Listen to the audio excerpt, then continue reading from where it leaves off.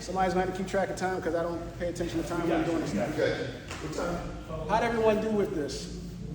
Any questions, any concerns, any comments? This is a simple manipulation of arm drag. What you got, sir? Just the passing piece. When they come up, I'm just kind of lost on exactly what you want us to do on that piece. So I'm coming in, I'm giving you a punch for 5 swords. You're coming in, doing your chop here, Your palm. here. As you do this, I'm going to try and get this off of my face. Yes. Which gives you the grip you need to track down and reclaim this arm. In this hand, you can hit me with whatever you want to hit me with as a distraction, long enough to set my arm up. So you want to go this way. Yep. Now both hands, you imagine my hands in this pocket, you want to put my hand in your pocket over here. This turns my shoulder, this allows this to track up, and now you've got everything that you need for that. So, thank you. Are you at all worried about fighting? Say again? Are you worried about fighting? No, that's why when I went here, I said get your thumb under here and close your grip. All right, pressing down on the nose. Yep. Get your thumb, that's why I stress, get that thumb under there. Yeah. Hit the nerve. Oh, there's a lot of stuff you can do to someone's face once you get there. You can mess with the filter and push the nose up. You can really dig into the eyes. You can grab the ear and pull and twist the ear. I would say do hair pulls, but so I always laugh. We would have clutching feathers in the school. Just kind of like, y'all got to rename the technique for me because those days are over.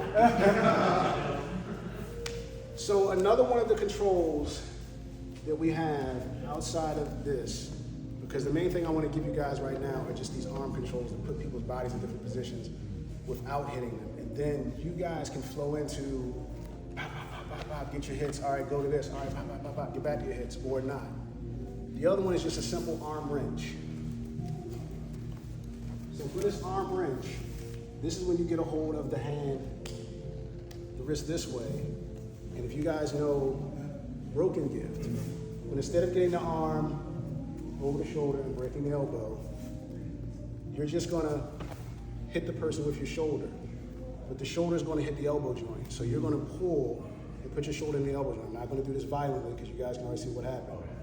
But you're here, you've gotten this grip here, and it's just that control. This causes the person to go in the direction that you do it in. So if you want the person up on the toes, we do some broken gift, put them up on the toes. I want the person to take a step here, we make them take a step there. If I want the person on the ground, what I would do here, instead of just anchoring down, sometimes I will do that, like we were blindfolded yesterday. I didn't know where the body was. I was more worried about hurting my partner than doing an effective technique. I just lay on the shoulder and come down to the floor. What I do in actual application is I reach across the body, kind of like when you do not long come on the other side. I reach across the body, step in front, and now I roll my shoulder. Either you throw them onto the floor or, come back up, sir. Sometimes they'll just fall and just plant the hand on the floor. The 3 positions I try to put people in over and over again are, I have a grip on one of your wrists, I have this grip here, or I have you in a position what I call a planted hand, where I've got a hand planted on the ground. Why do I want their hand planted on the ground? So they can hit you. Even more important than they can't hit me. They can't stop me from hitting them. You have 2 limbs holding you up, and this limb here, and I've got the other one. So if I go to kick you in the face, you've only got one thing to protect your face with, and that's the hand that's already on the floor. If I loosen up the pressure and I go to kick, now he can hit me or that hand is available. When we get someone in a planted hand position, either with the elbow, the shoulder, or the wrist, we pressure towards that arm, which prevents the person from taking the weight off that arm, and now you get a free kick. If I feel like I need to kick someone. If we don't want to kick them, because the whole point of this was, how do we work our techniques without blowing them up? We get someone into this position here. We don't do that. We come back to our classic come here. Get back up, come with me, it's time to leave the club. And again, remember, always are in position to re-escalate. So you're taking this guy out of the club and his buddy's coming, you're right back in to the same positions all over again.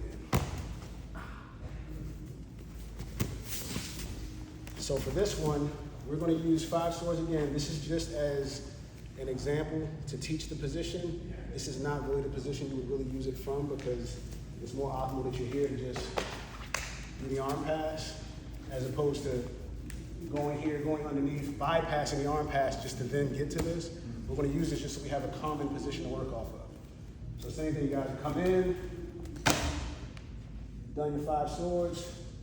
You're going to pass it over, step in, and rotate your shoulder against his elbow joint. If you want to be safe, or if anybody has any injuries to the arm, instead of rotating against the elbow joint, going a little deeper under your partner's shoulder and rotate there.